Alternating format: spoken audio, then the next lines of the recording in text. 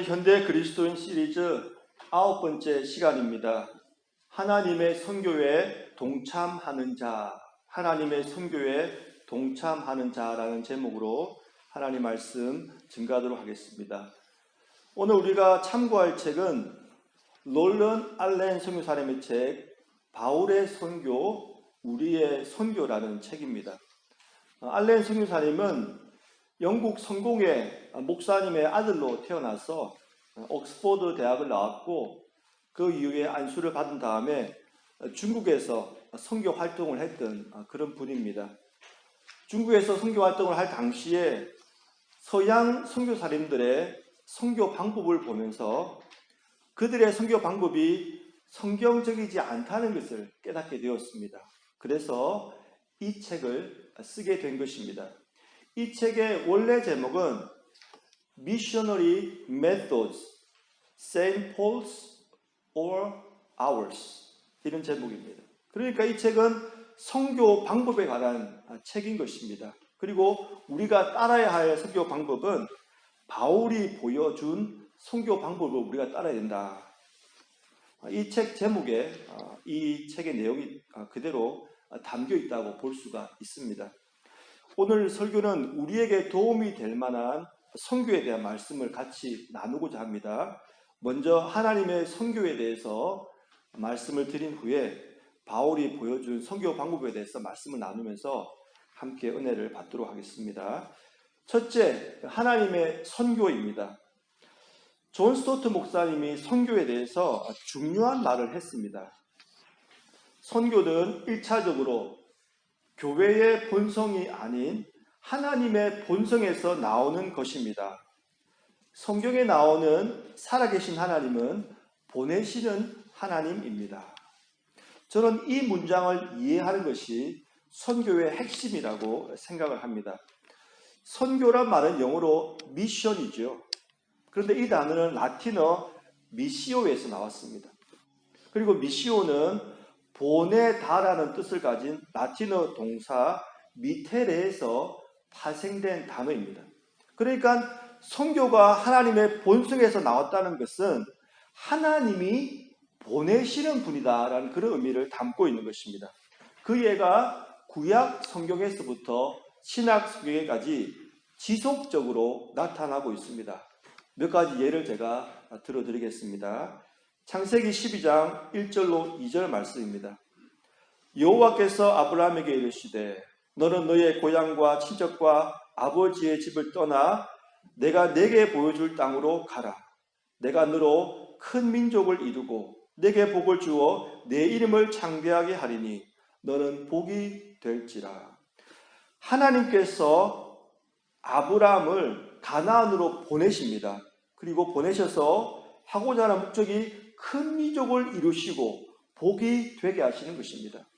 창세기 45장 4절로 5절 말씀입니다. 요셉이 형들에게 이르되 내게로 가까이 오소서. 그들이 가까이 가니 이르되 나는 당신들의 아우 요셉이니 당신들이 애굽에 판 자라. 당신들이 나를 이곳에 팔았다고 해서 근심하지 마소서. 한탄하지 마소서. 그 다음 중요합니다. 하나님이 생명을 구원하시려고 나를 당신들보다 먼저 보내셨나이다. 그러니까 하나님께서 요셉을 이집트로 먼저 보내셔서 야곱의 가족의 생명을 구원하신 것입니다. 출애굽기 3장 10절입니다. 이제 내가 너는 모세지요, 바로에게 보내어 너에게 내 백성 이스라엘 자손을 애굽에서 인도하여 내게 하리라. 하나님께서 모세를 바로에게 보내셔서 이스라엘 백성을 이집트에서 인도하여 내도록 하신 것입니다. 예레미야 7장 25절에서 26절 말씀입니다. 너희 조상들이 애굽 땅에서 나온 날부터 오늘까지 내가 내 종 선지자들을 너희에게 보내되 끊임없이 보내었으나 너희가 나에게 순종하지 아니하며 귀를 기울이지 아니하고 목을 굳게 하여 너희 조상들보다 악을 더 행하였느니라. 하나님께서 선지자들을 이스라엘 백성들에게 끊임없이 보내셨다는 것입니다. 그 보내신 목적은 이스라엘 백성들이 하나님께로 다시 돌아오도록 요청하기 위해서 보내신 것입니다. 갈라디아서 4장 4절로 5절 말씀입니다. 때가 참에 하나님이 그 아들을 보내사 여자에게서 나게 하시고 율법 아래에 나게 하신 것은 율법 아래에 있는 자들을 속량하시고 우리로 아들의 명분을 얻게 하려 하심이라. 그러니까 하나님께서 예수님을 이 땅에 보내셨습니다.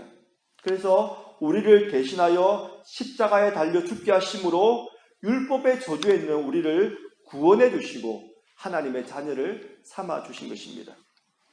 지금까지 제가 대표적인 성경구절 5군데를 소개해 드렸습니다. 이 성경구절에서 공통적으로 발견할 수 있는 것이 있을까요? 우리는 이 구절들에서 선교를 구성하는 3가지 요소를 발견할 수가 있습니다. 먼저는 보내시는 분이 있고 보냄을 받은 자가 있고 그 다음에 보내시는 분의 목적이 있는 것입니다. 그렇죠? 이것을 종합해서 한 문장으로 만들 수가 있습니다. 선교란 것은 하나님께서 하나님의 사람을 보내셔서 하나님의 뜻을 이루게 하시는 것입니다. 이것이 바로 선교의 정의입니다.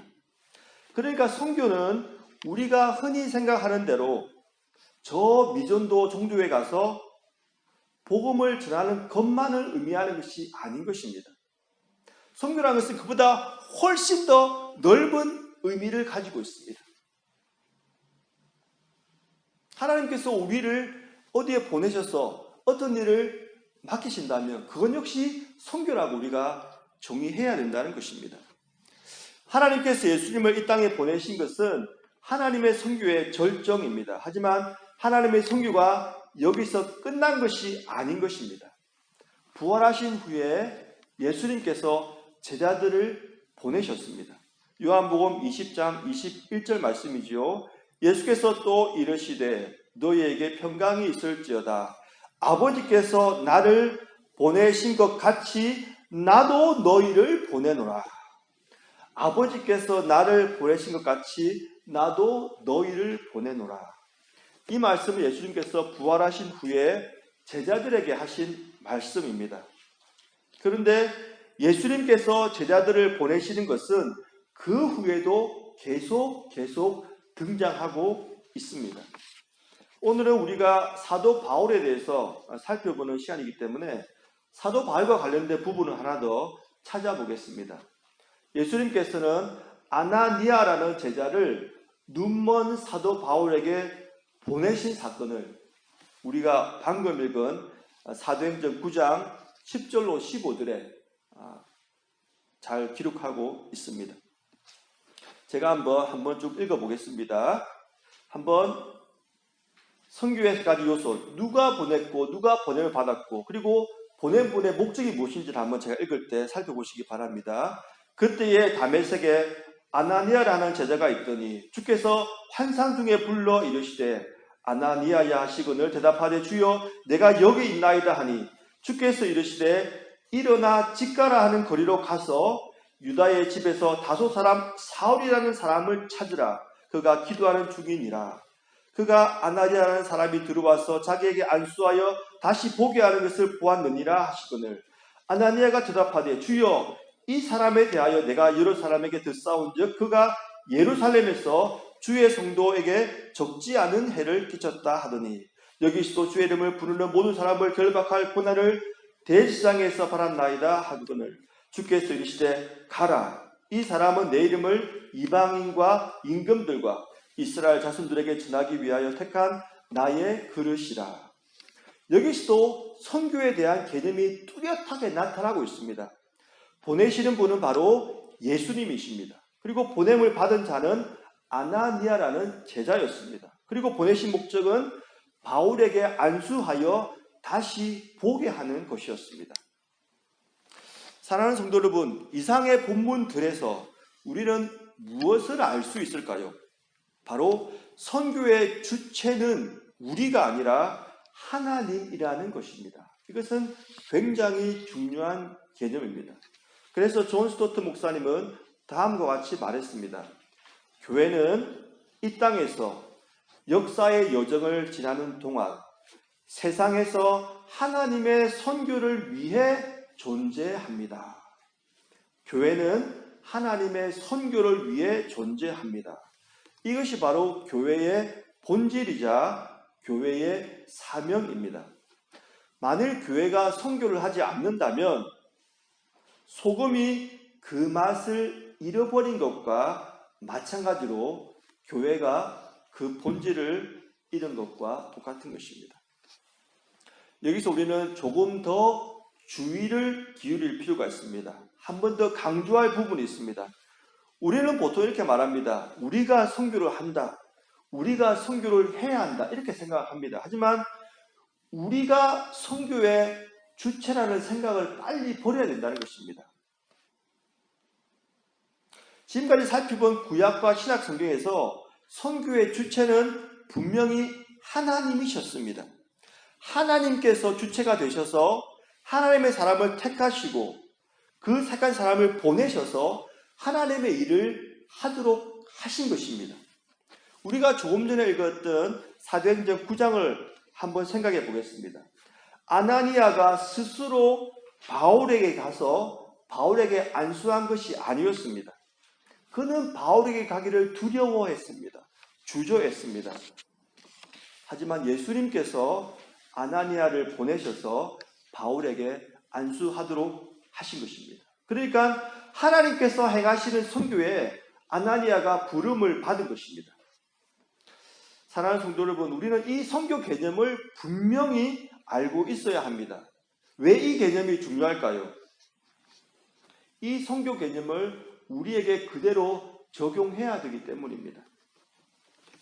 만일 우리가 예수님의 제자라면 주님께서는 우리를 보내셔서 하나님의 선교에 동참하도록 하십니다.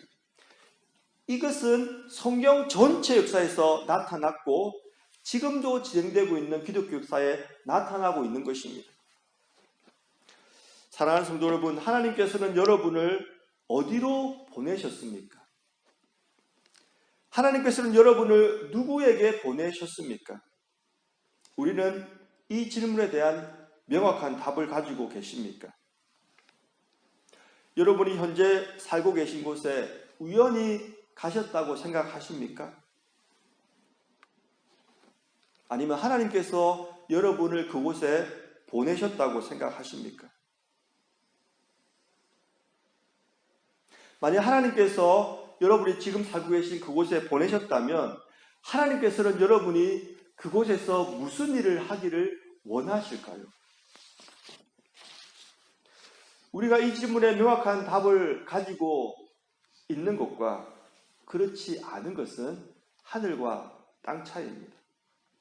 저는 바울 선교의 차별점이 바로 여기에 있다고 생각을 합니다. 바울은 예수님께서 자신을 이방인과 임금들과 이스라엘 백성에게 보내셨다는 것을 분명히 알고 있었습니다. 그래서 그는 그 표대를 향하여 끝까지 달려갈 수 있었던 것입니다.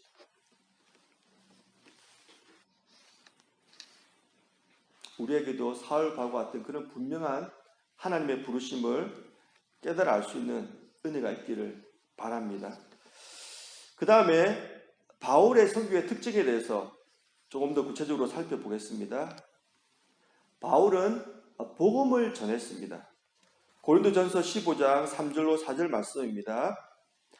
내가 받은 것을 먼저 너희에게 전하였노니 이는 성경대로 그리스도께서 우리 죄를 위하여 죽으시고 장사 지낸 바 되셨다가 성경대로 사흘 만에 다시 살아나사. 사도 바울이 전한 복음은 크게 두 가지로 구성되어 있습니다. 예수님께서 우리 죄를 위하여 죽으셨다는 것과 예수님께서 사흘 만에 다시 살아나셨다는 것입니다. 바울은 어디를 가든지 이 복음을 전했습니다. 왜냐하면 이 복음을 믿을 때 누구나 살아날 수 있기 때문입니다. 로마서 1장 17절에 이렇게 기록하고 있습니다. 복음에는 하나님의 의가 나타나서 믿음으로 믿음에 이르게 하나니 기록된 바 오직 의인은 믿음으로 말미암아 살리라 함과 같으니라. 제가 이 교회를 섬기면서 몇몇 성도님들로부터 참 좋은 강연이 있다고 소개를 받은 것이 있습니다. 처음에는 그냥 가볍게 듣고 넘어갔는데 만날 때마다 같은 언급을 계속 하셔서 제가 유튜브를 통해서 찾아본 적이 있었습니다. 어느 신부님의 강연이었습니다. 이 신부님은 말씀도 아주 재밌게 하시고 또 전하는 내용도 상당히 유익했습니다. 그런데 그 강연을 듣고 난 다음에 제 마음속에 저거는 아닌데 라는 그런 마음속으로부터 이렇게 어떤 울림이 또 생각이 있었습니다.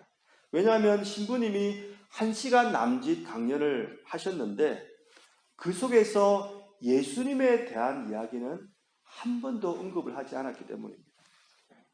처음에는 아마도 이 강연만 그렇겠지 하고 똑같은 강사의 다른 강연도 찾아봤습니다. 그런데 그것도 마찬가지였습니다.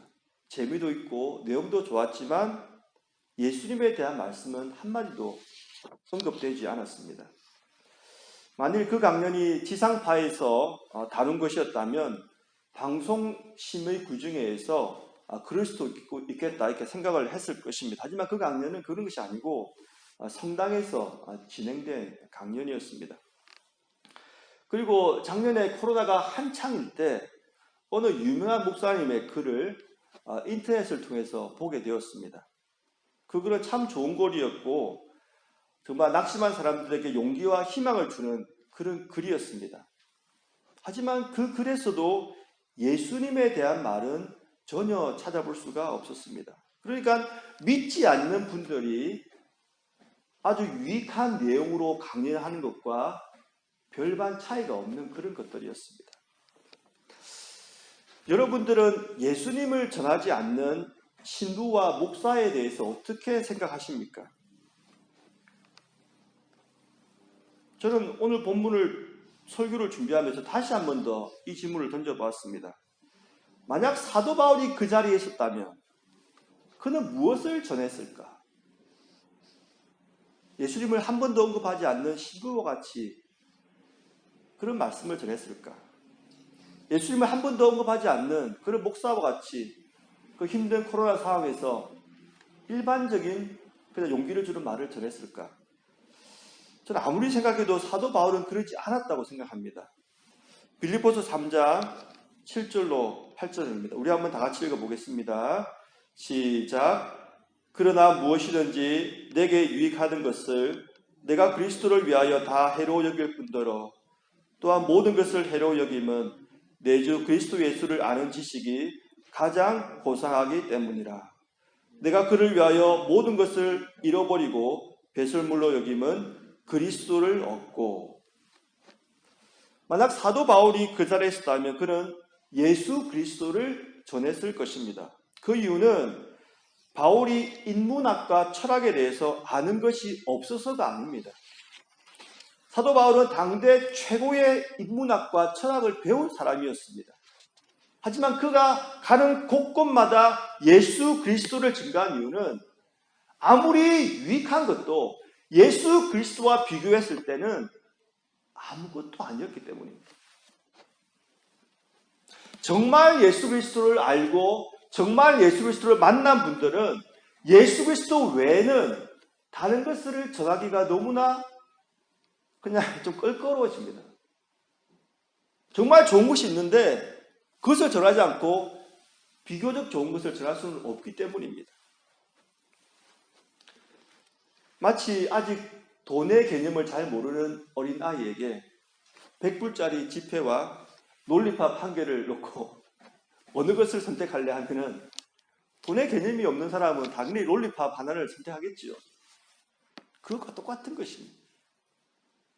우리가 예수님을 만났고 예수님을 안다면 어찌 이런 상황에서 예수 그리스도를 전하지 않을 수가 있겠습니까? 사랑하는 성도 여러분, 우리는 어떻습니까? 우리에게 가장 고상한 것이 무엇입니까? 만약 우리가 예수 그리스도를 증거하지 못하고 있다면 그 이유는 무엇 때문일까요? 아직 예수님을 모르기 때문입니까? 아니면 예수님을 전할 때에 거절당할 것 같은 그런 두려움 때문입니까? 아니면 어떻게 예수님을 전할지 그 방법을 모르기 때문입니까? 만약 우리가 두 번째 세 분의 질문에 해당된다면 존 스토트 목사님의 설명이 도움이 될 것 같습니다.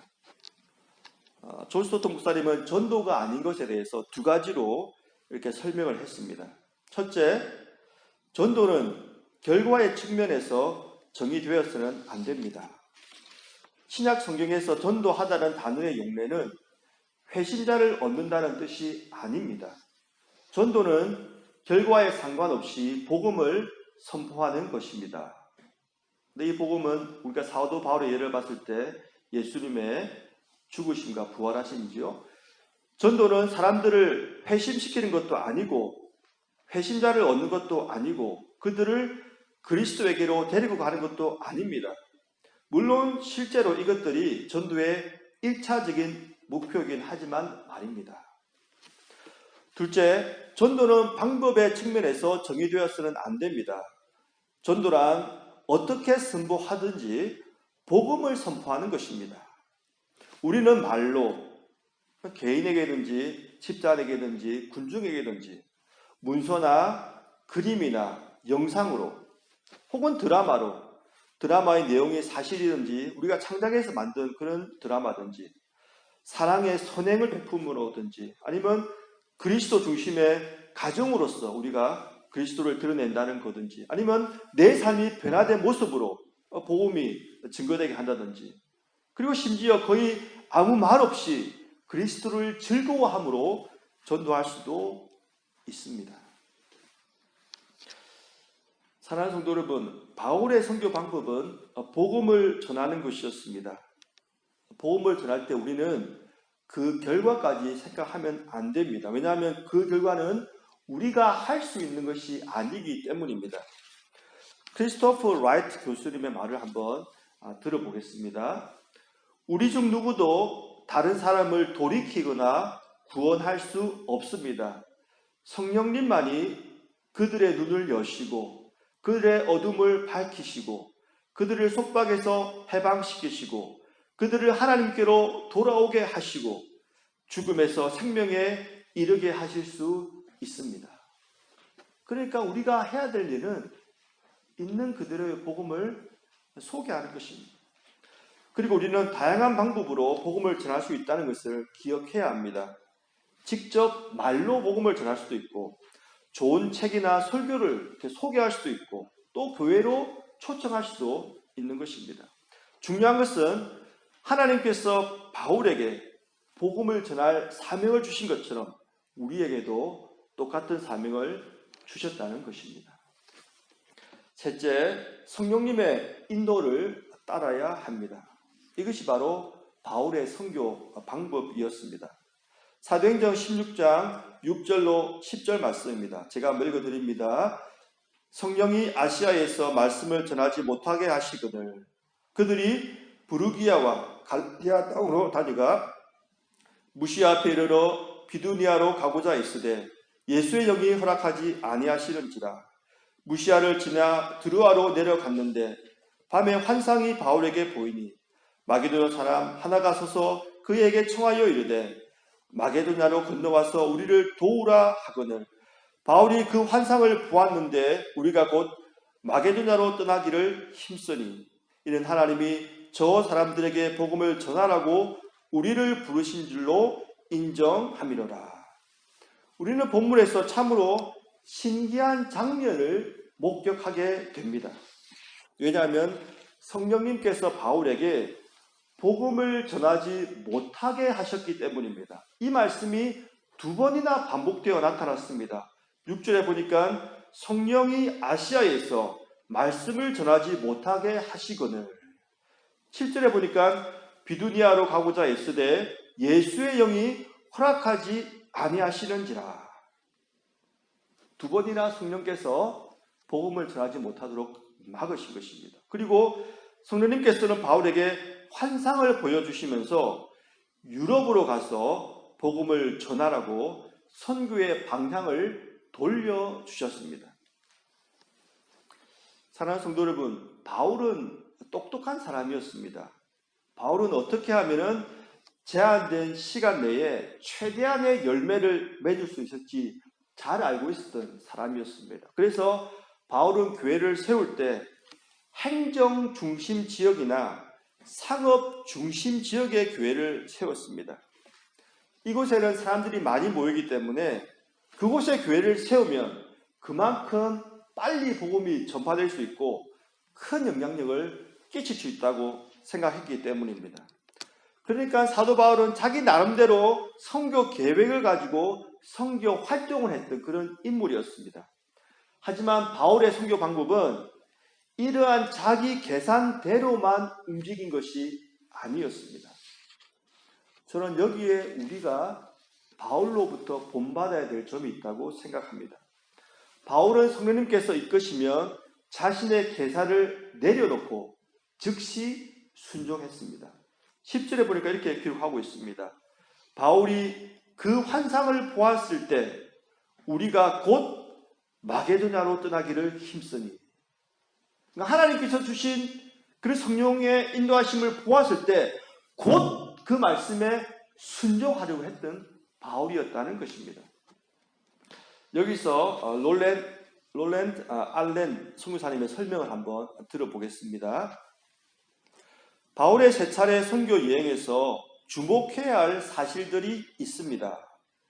바울의 전략은 모든 장소에 직접 가서 복음을 전하는 것이 아니라 중요한 두세 곳에 복음의 거점을 만들어 복음이 주변으로 확산되게 하는 것이었습니다. 그가 교회를 개척한 큰 도시나 작은 도시들은 모두 로마의 행정구역으로 보든 헬라 문명과 유대교의 영향력으로 보든 상업적으로 보든 모든 면에서 중심지들이었습니다. 그럼에도 불구하고 이런 특징들을 지나치게 강조해서는 안 됩니다. 마게도냐 지방만 보아도 베레아가 벨라만큼 중요한 도시는 아니었습니다. 사도 바울은 성령님의 인도를 받았습니다. 성령님께서 문을 열어주시는 대로 그분을 따라갔습니다. 그분이 인도하는 곳이면 어디든 들어가서 교회를 설립했고 그곳을 기독교의 중심지가 되게 했습니다. 사랑하는 성도 여러분, 역사에 만약은 없지만 만약 사도 바울이 성령님의 인도하심에 순종하지 않고, 즉 유럽으로 가지 않고 아시아로 내려갔다면 어떻게 되었을까요? 그러니까 마게도냐로 가지 않고 마게도보다 더 큰 에베소로 내려가서 선교를 했다면 어떻게 되었을까요? 좀 솔직하게 말하면 그것은 선교가 아닙니다. 왜냐하면 선교는 우리가 지금까지 계속 살펴봤던 대로 보냄을 받은 자가 보내신 분의 목적을 이루는 것이 선교이기 때문입니다. 우리가 상식적으로 생각했을 때 바울은 죽을 때까지 어디를 가든지 선교를 했을 겁니다. 그죠? 하지만 그가 하나님께서 보내신 곳이 아닌 다른 곳에 가서 자기의 계획대로만 선교했다면 그가 나중에 하나님 앞에 서가지고 무슨 말을 했겠습니까? 나는 너를 마게도냐로 가라 했는데 너는 딴 곳에 가서 그 일을 했구나. 그런 책망을 듣지 않겠습니까? 사랑하는 성도 여러분, 이 한 가지를 꼭 기억하면 좋겠습니다. 우리의 사명은 우리의 선교를 하는 것이 아닙니다. 하나님의 선교에 동참하는 것입니다.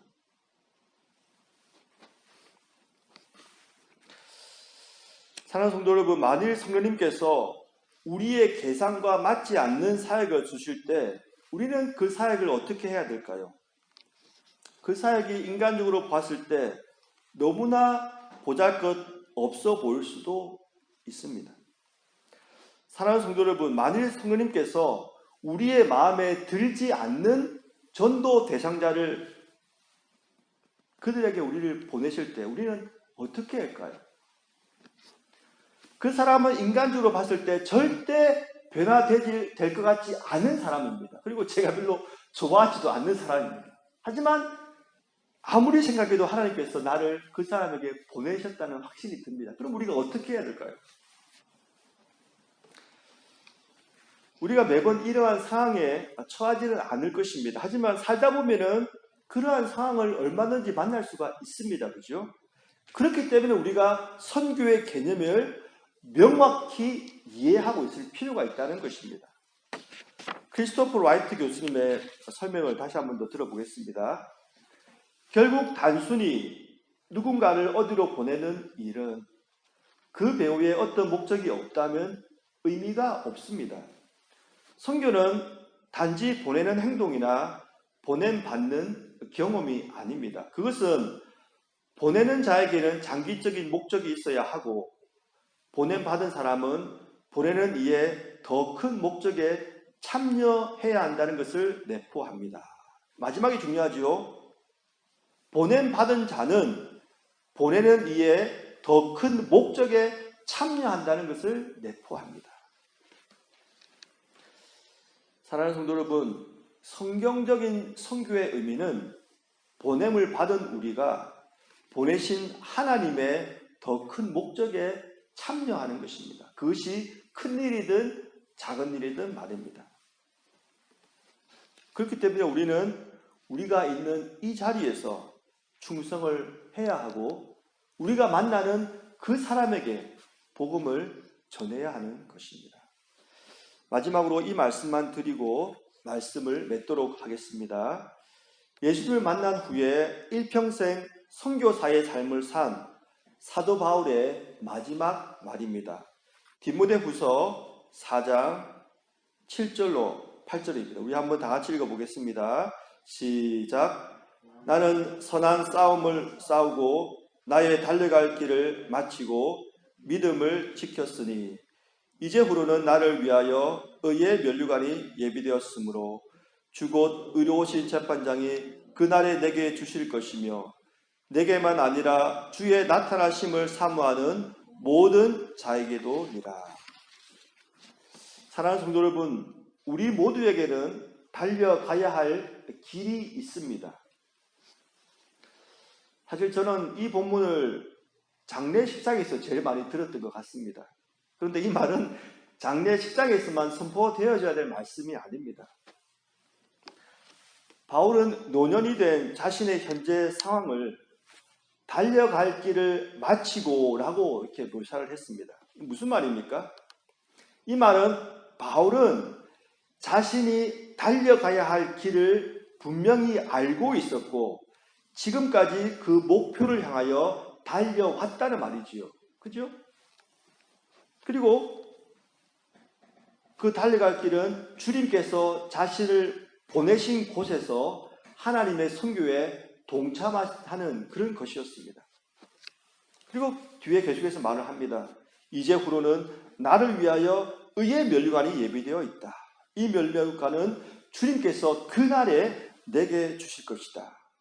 그리고 계속해서 말합니다. 이 면류관은 내게만 주시는 것이 아니라 주의 나타나심을 사모하는 모든 자에게도 주실 것이다.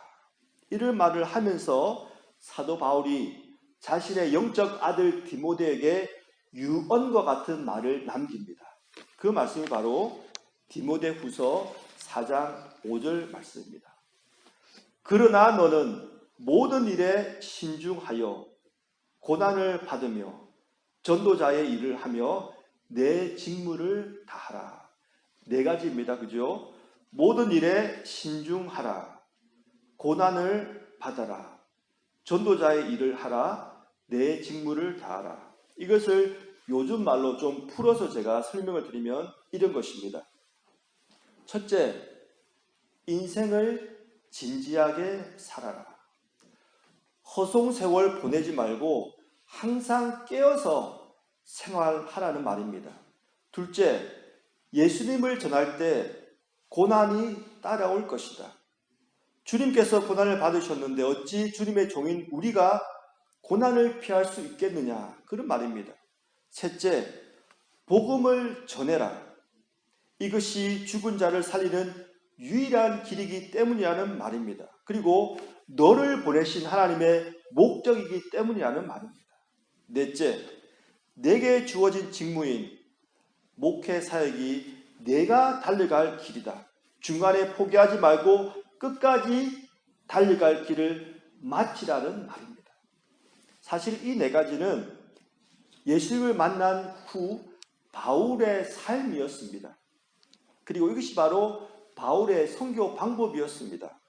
모든 일에 신중하고 고난을 받고 전도자의 일을 하고 직무를 끝까지 완수하는 것입니다. 사랑하는 성도 여러분, 우리는 요즘 얼마나 진지하게 인생을 살고 있습니까? 우리는 요즘 예수님 때문에 고난을 받고 있습니까? 우리는 요즘 복음 전하는 일을 하고 있습니까? 우리는 요즘 우리에게 주어진 그 임무를 다 하고 있습니까? 이번 한 주간 살면서 이 네 가지 질문을 우리 자신에게 해봅시다. 그리고 바울이 달려간 그 길을 우리도 달려갈 수 있게 해달라고 간절히 기도하고 또 그렇게 살도록 노력하는 우리 모두가 되기를 바랍니다. 그리하여 주님께서 다시 오실 때 의의 면류관을 다 받을 수 있는 우리 모두가 되기를 간절히 축원드립니다.